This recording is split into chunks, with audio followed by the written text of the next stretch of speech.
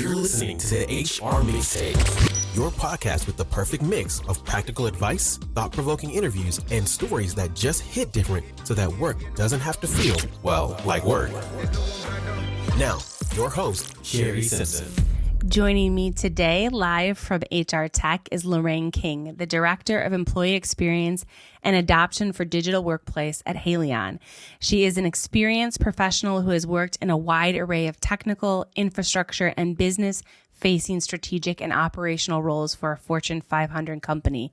Lorraine has experience in EX and user-centric design thinking, product management, service management, communications and change management, and was responsible for managing multiple cloud-based virtual collaboration solutions in a global enterprise. Lorraine, thank you so much for jumping on the podcast with me here on the floor of HR Tech Conference 2023 in Las Vegas. Yeah, thank you. Thank you so much for having me. So you have already done your session this morning. I heard really great things from some of our people who attended it. How was that? Yeah, it was wonderful. So I felt very privileged to be able to speak at Microsoft's seminar on all the cool and exciting HR technologies that are coming out of the Viva space. And personally, in my role, I've been very excited about looking at the Viva suite in Microsoft 365 and how it's been a real game changer for what we're doing to engage our employees and to enable innovation and to get all the folks on board with our mission. So it's been a very cool journey to get to where we are. And it was a fun session earlier to get to brag about it.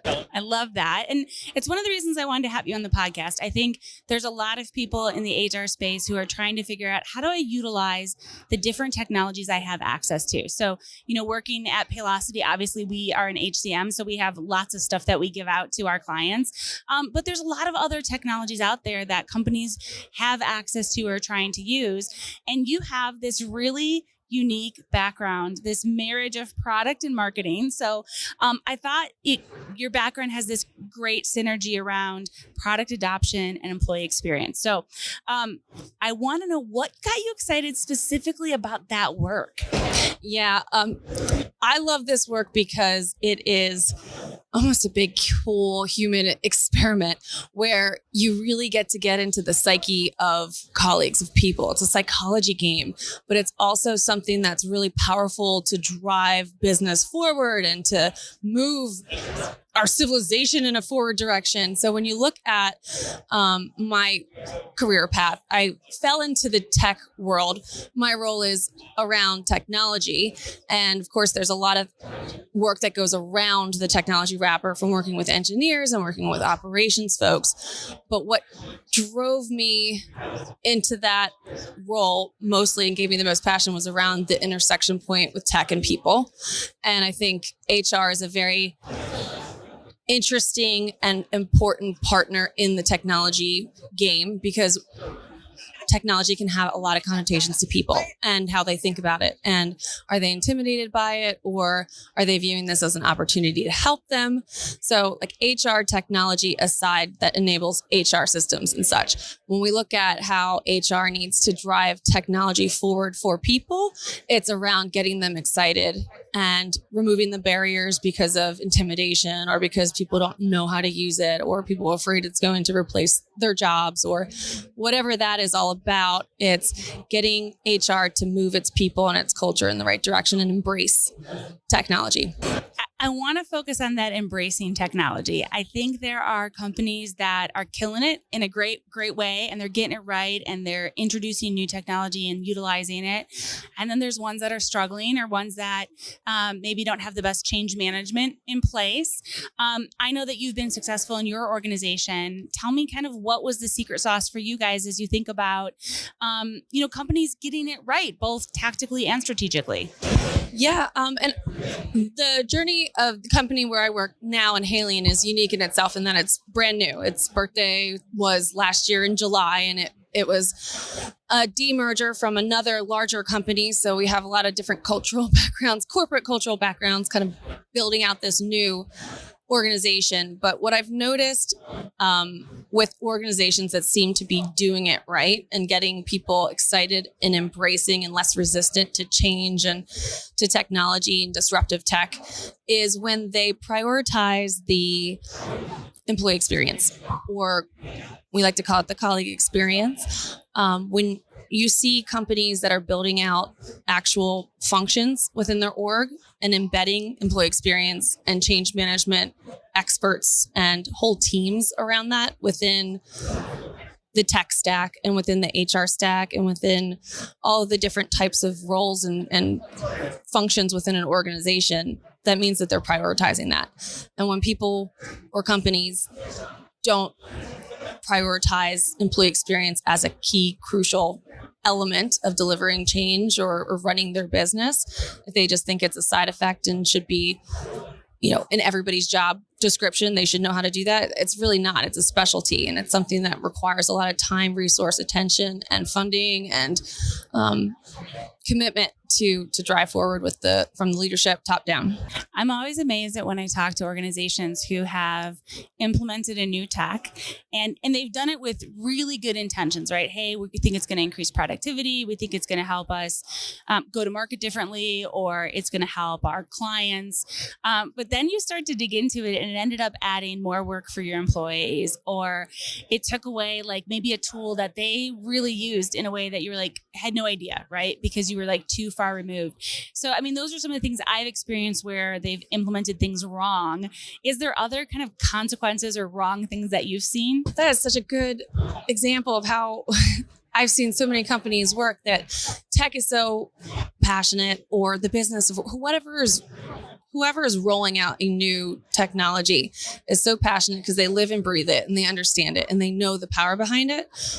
But there's a disconnect between folks who need to adopt those technologies to be able to realize that value.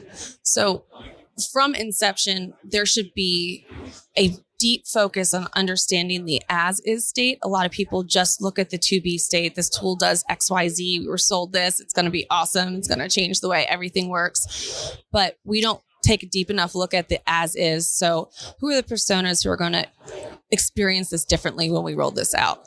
What's going to matter to them? What are they losing? And what are the pain points maybe that this new technology is going to solve, so that we can speak in that language when we're introducing a new tech and get people excited about it because they fully understand what's in it for them. So not having enough foresight into the EX or the employee experience and the downstream impact of delivering the change has created a lot of turmoil and I think resistance and unnecessary headwinds when you do have a really cool technology that can make a positive difference all through the end of the life cycle, where when it is there, you have to do that commitment to keep on embedding and keep on rolling through with adoption and training efforts, because you can get a lot of excitement, but people have short memories. And so you want to continue that excitement as you're rolling something forward so that it actually sticks. How do you see getting feedback from your employees as you go through these processes? Because we all know, right, if you've done any sort of information around change management, right, there's always going to be your naysayers, there's always going to be your cheerleaders, there's always going to be your like neutral people. But when you're implementing technology that they're going to have to use, you can either make their lives really great, or you can have a really negative effect from a well-being perspective, from a productivity perspective.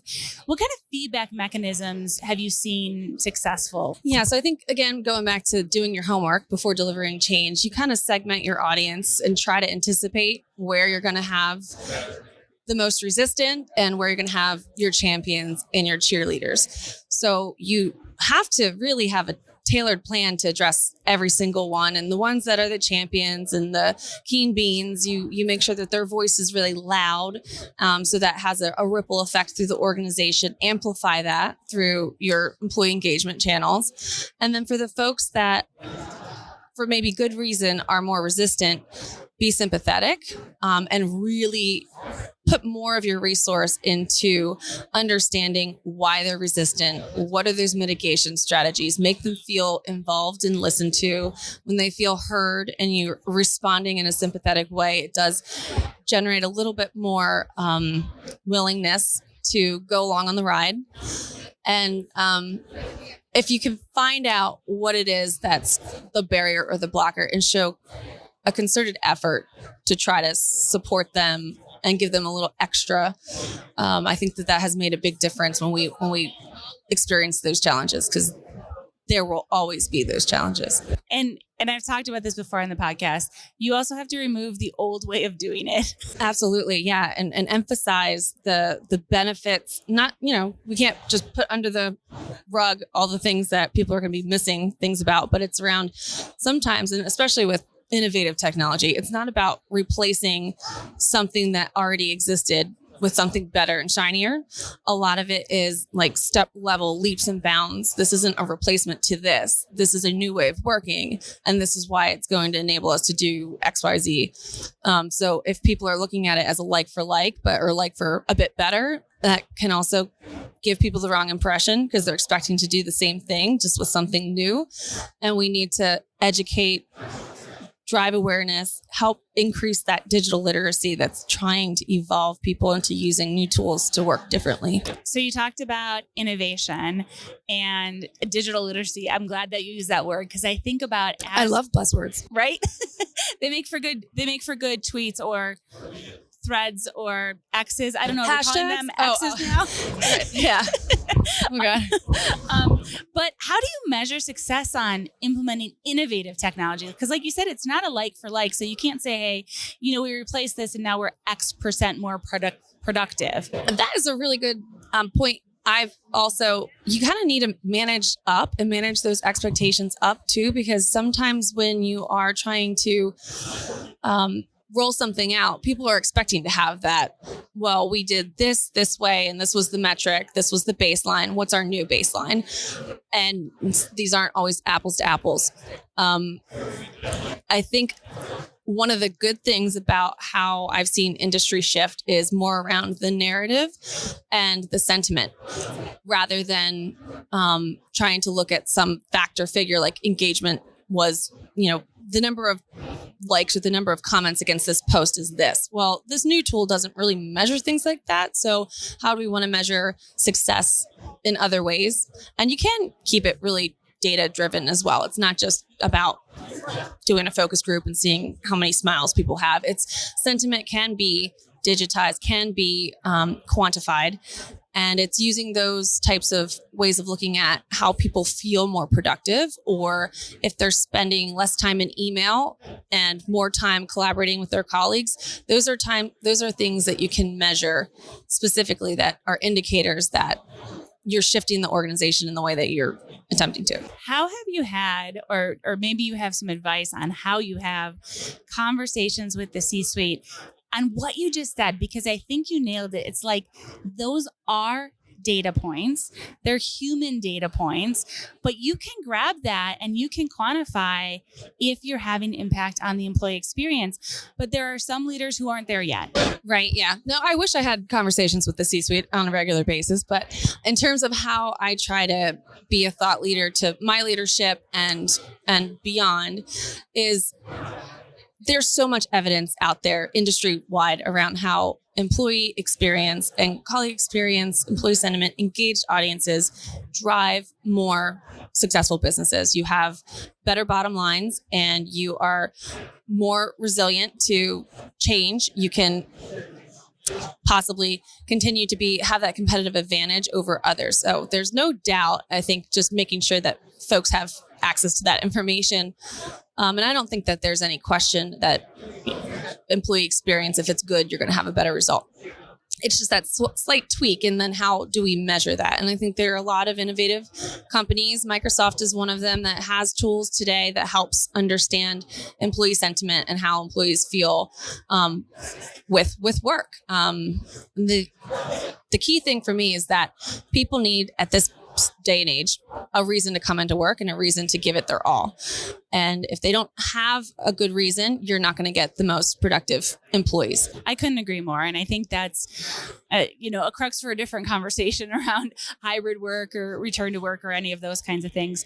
As we kind of wrap up our conversation here and think through, what your organization has done, what do you think are some of the biggest challenges and opportunities, as we think about employee experience in the future? And I don't know that we kind of know yet what that looks like. I mean, we keep talking about the future of work. I'm talking today about the new world of work, right? There's all these buzzwords, right? But it's how we work now has just fundamentally changed. And it is continuing to push the envelope about what that term employee experience really means. Yeah, it's a loaded word or a loaded term. And in my mind and how we've been focusing on it, because when I joined the company, it was brand new. Employee experience and adoption, that function within digital workplace was brand new. We were building that from scratch. And the role expanded really quickly when we saw the need for people to focus on employee experience as a tangible, important component of work and tech and HR. So we started to do things like, well, let's make sure our knowledge management is good. So people have access to information that enables them to feel more empowered. All right. So then when we think about empowerment and folks have access to information, that's because they need to be educated and they need to be aware. And then that goes into the whole training aspect of it. And then it goes into people feel like they have access to technology and functions that support them, and they aren't barriers. They aren't annoying tech processes that they have to muddle through. So it's looking at simplification. And then when you look at all the new tech that's coming, change management and effective communications is a key component of employee experience. And then you look at beyond that engagement and ongoing work with your colleagues so that you have the enterprise at like the company level able to communicate effectively and engage their audience, but you also have that cross collaborative teams working with teams, discovering other aspects of the business that are now there's synergistic opportunities. So you have comms, change management, education, awareness, you have empowered employees, you have excited employees, people find work to be fun. It's a big umbrella. So that's why I think companies that are focusing on employee experience as almost an organizational function will have all of those pillars feeding into that. And it's not just, one expert that helps with this overarching term, employee experience, but you have all of those components. It's all about employee design thinking from the beginning to the end of any initiative, any change, any program, even BAU, business as usual stuff needs to have that focus. What a great way to end our conversation. And I want to take out that term you just said, employee design thinking. What a great takeaway to come back to your organization and start using that terminology as a strategic HR partner to business initiatives. Absolutely love that, Lorraine. Thank you so much for chatting with me today. Thanks for having me. A lot of fun. I hope you enjoyed today's episode. You can find show notes and links at thehrmixtape.com. Come back often and please subscribe, rate, and review.